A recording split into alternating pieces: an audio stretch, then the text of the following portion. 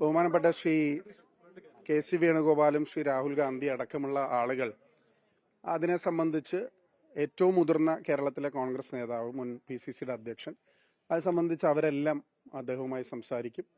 അതെല്ലാം പാർട്ടിക്ക് വിധേയനായി അത് അദ്ദേഹം നിലപാട് സ്വീകരിക്കുമെന്ന് തന്നെയാണ് ഞങ്ങൾ വിചാരിക്കുന്നത്.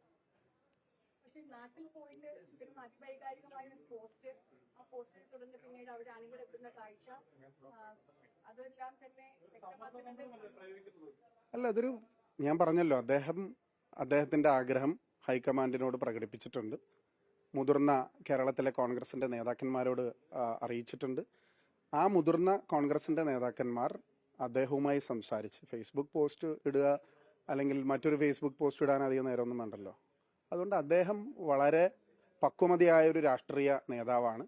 അദ്ദേഹം കോൺഗ്രസ് പാർട്ടിക്ക് പ്രയാസപ്പെടുത്തുന്ന ഒരു തീരുമാനവും അദ്ദേഹത്തിന്റെ ഭാഗത്തുനിന്ന് ഉണ്ടാവില്ല എന്നുള്ളത് തന്നെയാണ്. അത് ഹൈക്കമാൻഡ് അടക്കമുള്ള ആളുകൾ അവരോടുമായി സംസാരിക്കുന്നുണ്ടെന്നാണ് ഞാൻ മനസ്സിലാക്കുന്നത്.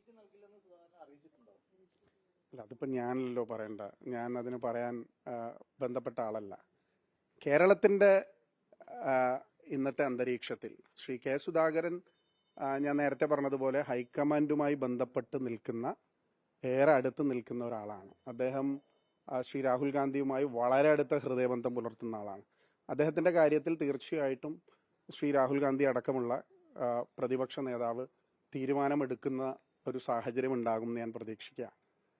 ഇന്ന് കേരളത്തിന്റെ സാമൂഹ്യ അന്തരീക്ഷത്തിൽ, ഇന്നത്തെ കേരളത്തിന്റെ രാഷ്ട്രീയ സാഹചര്യത്തിൽ കോൺഗ്രസ് പാർട്ടിക്ക് UDFന് 100-ലധികം സീറ്റുകളിൽ വിജയിക്കാനുള്ള രാഷ്ട്രീയ സാമൂഹ്യ സാഹചര്യം നിലനിൽക്കുകയാണ്. ഇത്തരം വാർത്തകൾ അല്ലെങ്കിൽ ഇത്തരം നിലപാടുകൾ തീർച്ചയായിട്ടും അത് കേരളത്തിലെ ഐക്യജനാധിപത്യ മുന്നണിയെ സ്നേഹിക്കുന്ന, കോൺഗ്രസിനെ സ്നേഹിക്കുന്ന അണികൾ അത് ആഗ്രഹിക്കുന്നുണ്ടെന്ന് ഞാൻ തോന്നുന്നില്ല.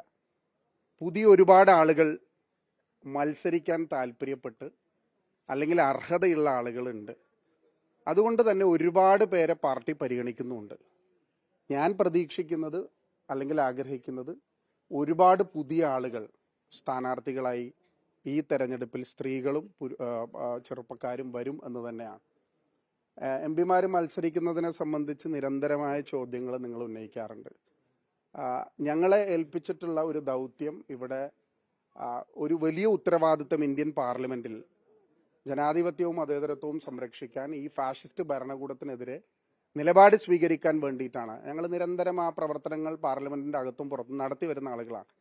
അതുകൊണ്ട് ഇന്നിന്റെ രാഷ്ട്രീയ സാഹചര്യത്തിൽ മെമ്പേഴ്സ് ഓഫ് പാർലമെന്റ്, MP-മാർ മത്സരിക്കേണ്ട രാഷ്ട്രീയ സാഹചര്യം ഉണ്ട് എന്ന് എനിക്ക് തോന്നുന്നില്ല.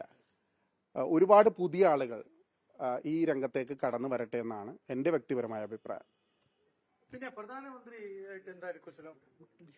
പ്രധാനമന്ത്രിയായിട്ട് കുശലമൊന്നുമല്ല.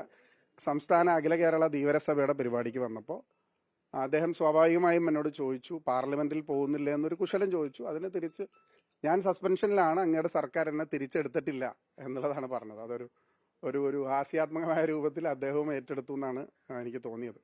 ലോകത്തെവിടെയായാലും ഏത് സമയത്തും 24 വാർത്തകളും ഓഗ്മെന്റഡ് റിയാലിറ്റി പാക്കേജുകളും എക്സ്പ്ലെയിനറുകളും വിശദമായി കാണാൻ ഞങ്ങളുടെ YouTube ചാനൽ നിങ്ങൾക്ക് സബ്സ്ക്രൈബ് ചെയ്യാം.